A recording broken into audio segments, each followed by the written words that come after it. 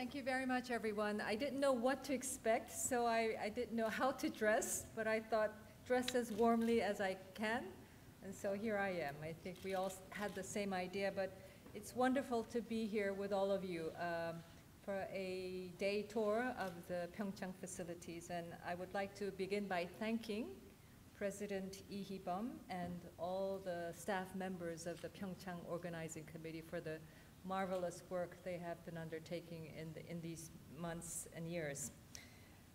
President Lee Hee-bum, Excellencies, General Brooks, and a very special guest, Chairman Yamaguchi of the Komeito Party of Japan. Thank you very much for joining us. Distinguished guests, ladies and gentlemen, friends and colleagues.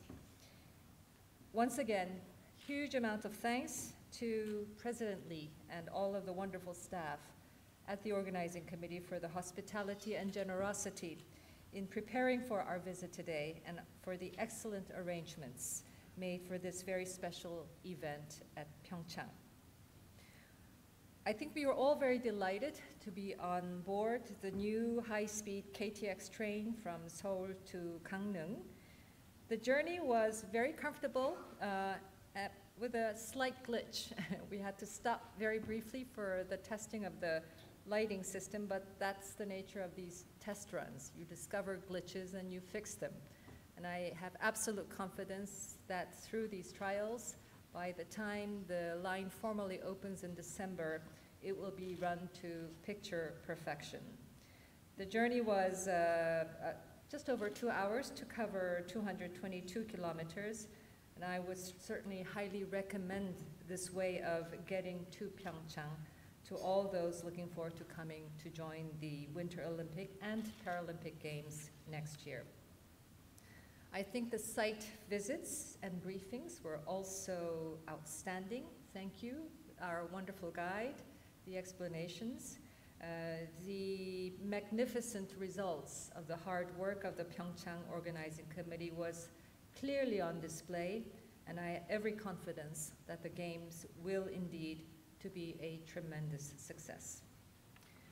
Excellencies, guests, colleagues, President Moon Jae-in is rallying the country and the world to ensure a peaceful Olympics, which will contribute to peace not only on the Korean Peninsula, but around the world.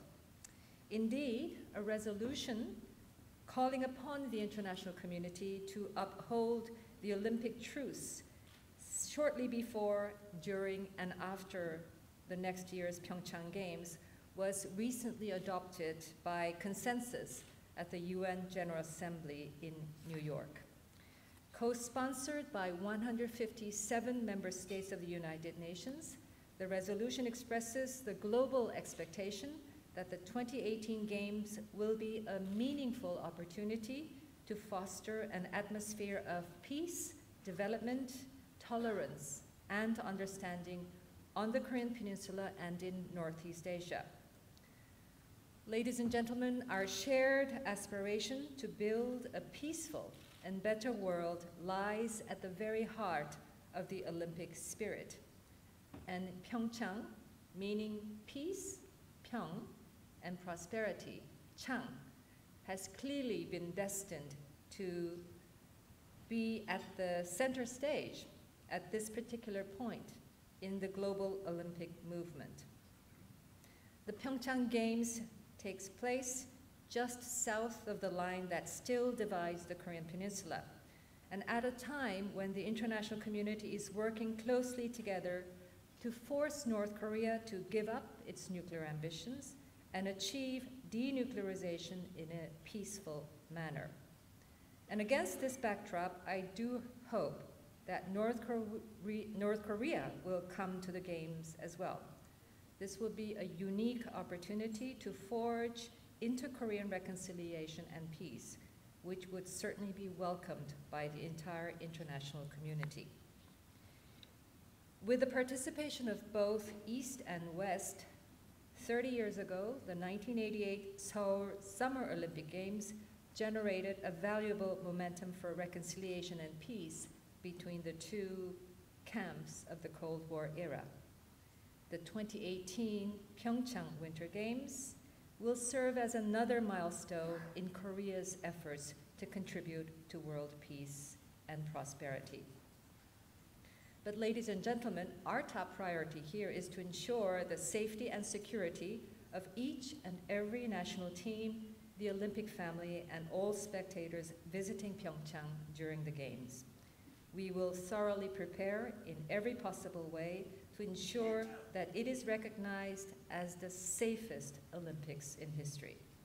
So in closing, may I express my deep gratitude and appreciation to all of you for being here in Pyeongchang today, and I count on your continuing support and interest. And I do hope that the outing to Pyeongchang today has energized all of us, all of you, to join in the build-up, in the excitement toward the Pyeongchang Games. So I would like to propose a toast to Pyeongchang for all, peace and prosperity to all, and to the successful hosting of the Pyeongchang 2018 Olympic and Paralympic Winter Games. To peace and prosperity. Cheers, cheers.